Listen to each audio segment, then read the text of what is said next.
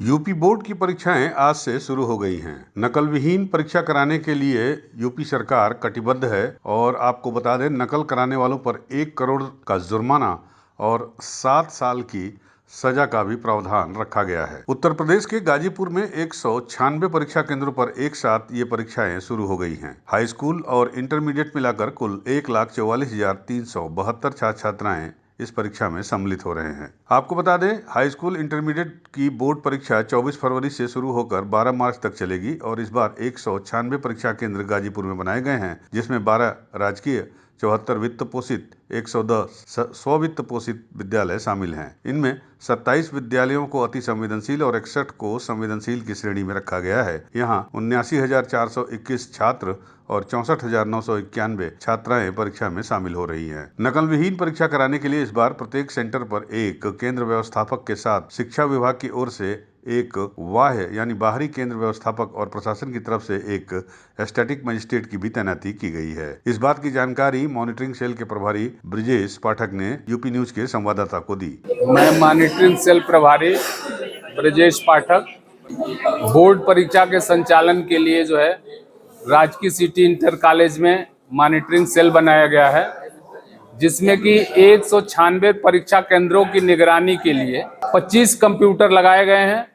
प्रत्येक कंप्यूटर पे 8 केंद्रों की निगरानी होगी। जनपद में हाई स्कूल के जो है 63,348 छात्र बैठ रहे हैं और इंटरमीडिएट के 77,024 छात्र बैठ रहे हैं। इस तरह से जनपद में कुल 1,44,372 छात्र बैठ रहे हैं। परीक्षा को सुचारू रूप से संचालन के लिए 9 जोनल मजिस्ट्रेट लगाए गए हैं और 32 सेक्टरों में इसको विभाजित किया गया है।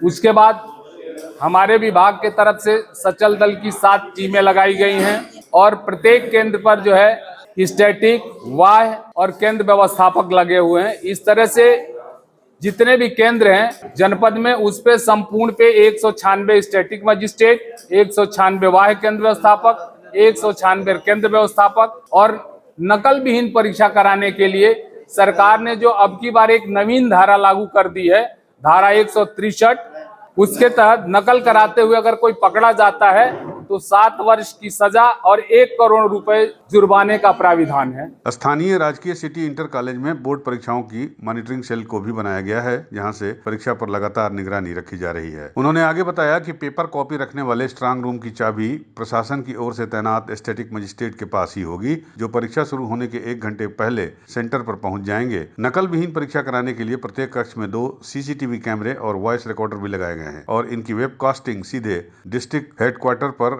स्थापित कंट्रोल रूम से कर दिया गया है। यहाँ कुल 25 कंप्यूटर लगाए गए हैं, जहाँ एक सिस्टम से 8-8 विद्यालयों की सीधी मॉनिटरिंग की जा रही है। इसके अलावा जिले को 9 जोन और 32 सेक्टर में बांटा गया है। प्रत्येक जोन और सेक्टर में एक मजिस्ट्रेट की अगुवाई में टीम भ्रमणशील रहेंगी।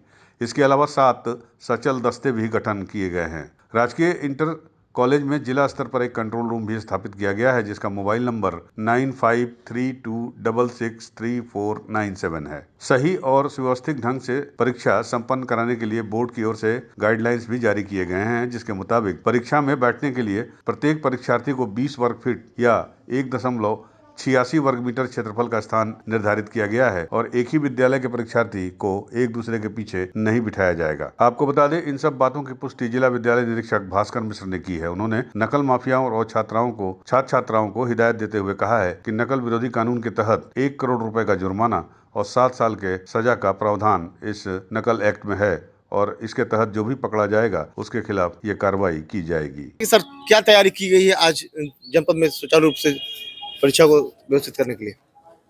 परीक्षा की सभी तैयारियां पूर्ण कर ली गई हैं। आज सवेरे समय से परीक्षाएं शुरू हो चुकी हैं। हमारे जनपद में कुल 196 केंद्र हैं, जिसमें हम पूरे जनपद को 9 जोन और 32 सेक्टर मजिस्ट्रेट लगाए गए हैं। 9 जोनल मजिस्ट्रेट हैं। सभी केंद्रों पर स्टैटिक मजिस्ट्रेट और बाह्य केंद्र व्यवस्थापक और एक केंद्र व्यवस्थापक जो उसी विद्यालय के हैं, इनकी व्यवस्था की गई है।